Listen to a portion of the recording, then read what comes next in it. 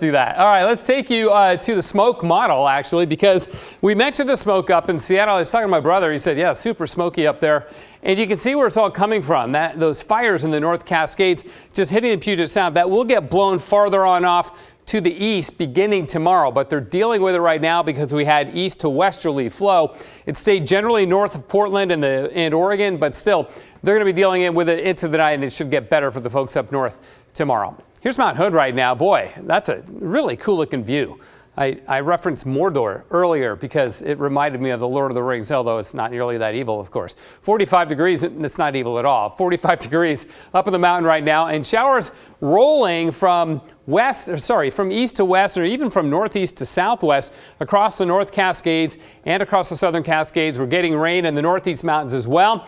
None of this is making any progress over the valley proper, so it's coming off the high terrain and basically falling apart. Now, that said, we could get a sprinkle or two, sprinkles, but that's about it. I don't really anticipate more than that here in the northern Willamette Valley. Southern Oregon has really benefited from this pattern, as has Northern California. Yes, there are lightning strikes, but there's been really substantial rain, even though Roseburg, the only place on the map here showing some significant rain. There's lots of remote weather stations scattered throughout the Cascades and the Siskiyous that have been showing half-inch amounts, three-quarter-inch amounts, even one-inch amounts. So again, around the fires, and even on the Cedar Creek fire, I saw amounts around a quarter of an inch. So that's good. Plus, the cooler temperatures helping too. Tomorrow, clouds in the morning.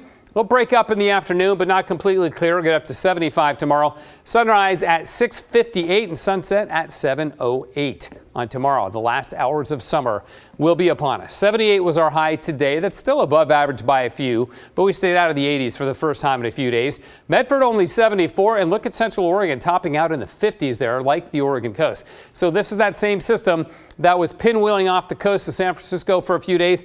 Now it's rolling across Oregon slowly. By tomorrow, it should be up over northwestern Montana as it edges on out. Then a weak system from the northwest will come in on Friday morning. That'll be a drizzle maker. Keep the morning clouds going. We'll have the morning clouds tomorrow as the flow switches to onshore. We'll have that again on Friday morning. And after that, warm weather and high pressure builds back in for fantastic first weekend of fall. This is what it looks like in the upper air pattern. Drizzle on Friday and then clearing. You don't really see much of a system here. That's because it's so weak and centered to the north. But you totally see the warmer colors building up over us over the weekend. Then that system, if that materializes, would bring us rain around the middle of next week. Still a lot of question marks as to whether or not that will actually go down that way. Hey, this is Fiona, now a Category 4 hurricane, which is a major storm with winds of 130 miles an hour sustained. The gusts are higher. That's sustained. It rolls north towards Bermuda, but stays west of the island as we go into tomorrow night. They're still going to feel the impacts, but should avoid a direct hit. And then it'll weaken as it rolls into Atlantic Canada as we go into the days ahead and into the weekend. Outside right now, it's 75 in Portland, freezing level just above 10,000 feet. Okay, morning clouds, then partly sunny, 75 in Portland tomorrow. We'll do that again on Friday, 75, and then on Saturday, we're about 80, Sunday, 85, staying in the 80s for the first couple of days of next week. And stay with us. We'll